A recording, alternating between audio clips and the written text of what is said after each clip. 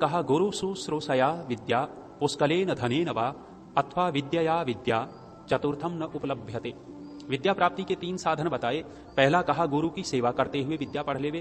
प्राचीन काल में ये परंपरा अधिक चलती थी, गुरुकुलों में चले जाते और वहां तपस्या करते, सेवा करते और विद्या को प्राप्त कर लेते।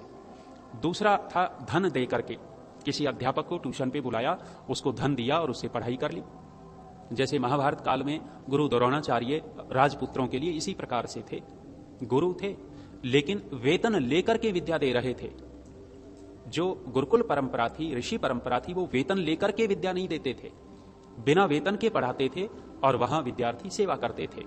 तो दूसरा है पुष्कलेन धनेन वा, धन देकर के, वेतन देकर के किसी से पढ़ाई करना, अथवा विद्यया विद्या, विद्या से विद्या प्राप्त करना।